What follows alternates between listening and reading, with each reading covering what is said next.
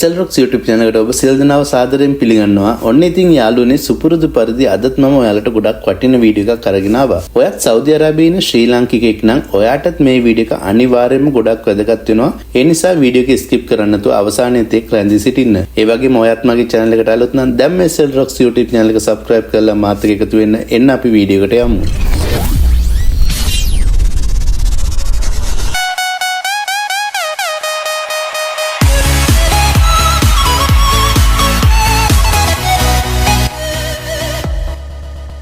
ඉතින් යාළුවනේ සෞදි අරාබියේ අපේ ඉකාමා නම්බරය යටතේ SIM කීයක් රෙජිස්ටර් වෙලා තියෙනවද කියලා බලාගන්න ක්‍රමයක් ගැන තමයි අද වීඩියෝ එකෙන් මම කතා කරන්නේ. ඉතින් ඇයිනම් ඔයාලා ඔක්කොමලා දන්නවා සෞදි අරාබිය ඇතුලේ ගොඩක් ඇවිල්ලා තව කෙනෙක්ගේ ඉකාමා නම්බර්ස් අරගෙන ෆේක් SIM ක්‍රියේට් කරන සිදුවීම් ගොඩක් තියෙනවා. එනකොට එක්සිට් යනකොට මේක කොහොම බලපායිද කියලා අපි දන්නේ නැහැ. ඉතින් එක්සිට් යනවා නම් අපි ෆයිනල් එක්සිට් එක යනකොට මේවයි බිලක් තිබ්බොත් සමහර විට එයාපෝට් එකේදී අපිට මොකක් කරේ අපහසුතාවයකට ලක් වෙන්න පුළුවන්.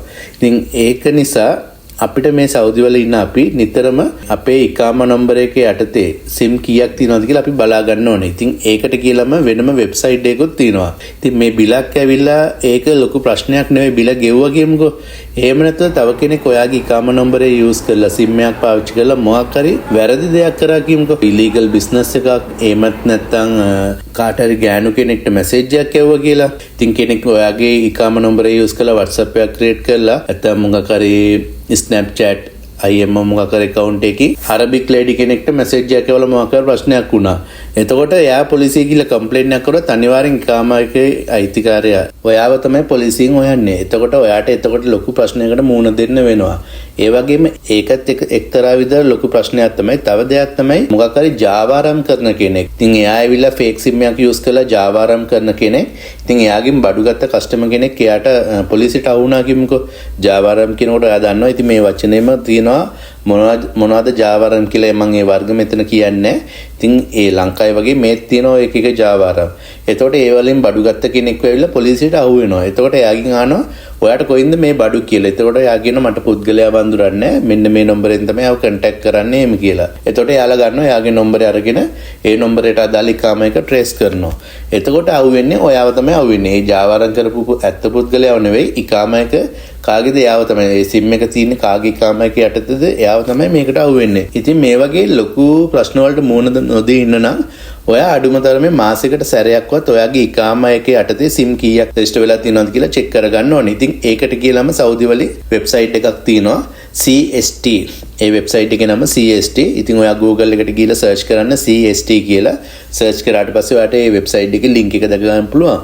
ඉතින් එතන ඔයා මේ වෙබ්සයිට් එකට ගිහිල්ලා ඉතින් ඔයාගේ නෆාත් එක අප්ෂරක රෙජිස්ටර් වෙලා තියෙන නෆාත් එක හරහා තමයි ඔයා මේ වෙබ්සයිට් එකට ලොග් වෙන්න ඕනේ. ඉතින් මේ ඔක්කොම රජයට එකට එකක් සම්බන්ධ ආයතන. ඒ නිසා ඔයාගේ නෆාත් account එක යූස් කරලා තමයි ඔයා මේ app එකට ලොග් වෙන්න ඕනේ. ඉතින් ඔයා මේක page එක open කරාට පස්සේ ඔයාට දගන්න පුළුවන් sign in කියලා option එකක් තියෙනවා. ඉතින් එතන තියෙනවා login with nafat කියලා. අන්න ඒක touch කරන්න. ඒක touch කරාට පස්සේ ඔයාගේ display එකට OTP එකක් එනවා nafat එකේ. ඉතින් එතකොට ඔයාට තියෙන ඔයාගේ nafat app එක open කරලා ඊට පස්සේ nafat app එකට ගියාට පස්සේ ඒකේ request එකක් ඇවිල්ලා තියෙයි. ඒක accept කරන්න. accept හරි proceed හරි මොකක්ද ඔයාට පල්ලෙන් තියෙන්නේ අන්න ඒක touch කරන්න.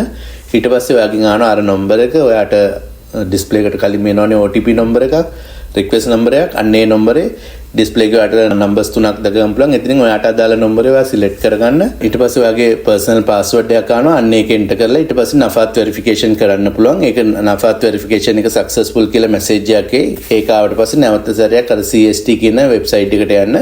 ගියාට පස්සේ ඒක open වෙනවා. ඉතින් එතන open කරාට පස්සේ දැන් මට නම් display එකේ සමහර වෙලාවට මගේ ඉකාමා නම්බරය යට තියෙන numbers ටික display වෙනවා. එහෙමත් නැත්නම් ඔයාට දගන්න පුළුවන් e-services කියලා තියෙනවා. side එකේ ඉරි කැලි තුනක් ඇති.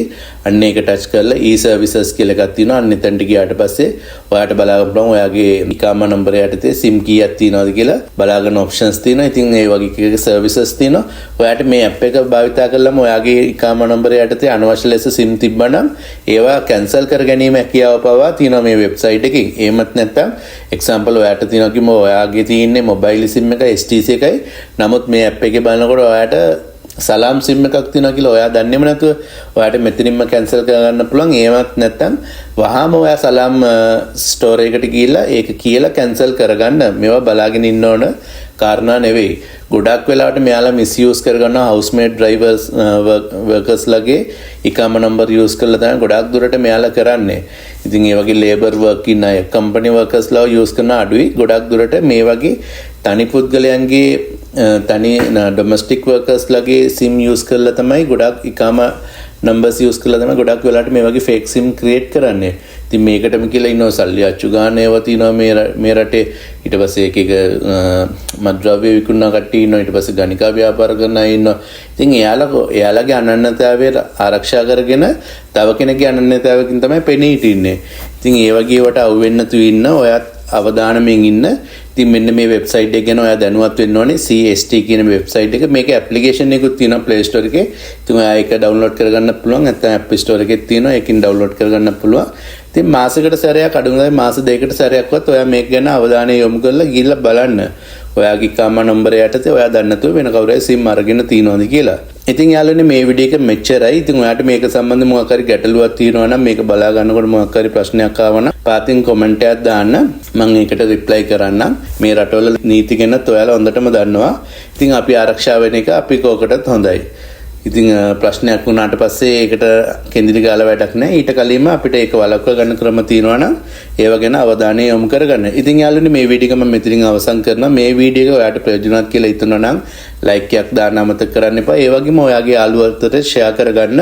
මම අදට ඔයාලගෙන් සමු ගන්නවා. ඒ වගේම ඔයා මගේ channel එක subscribe කරලා නැත්නම් ඉතින් යාළුවනේ මගේ channel එක subscribe කරලා මට support එකක් ලබා දෙන්න. ඉතින් ඔබ සියලු දෙනාටම සුබ දවසක් වේවා. මම සුරේෂ්.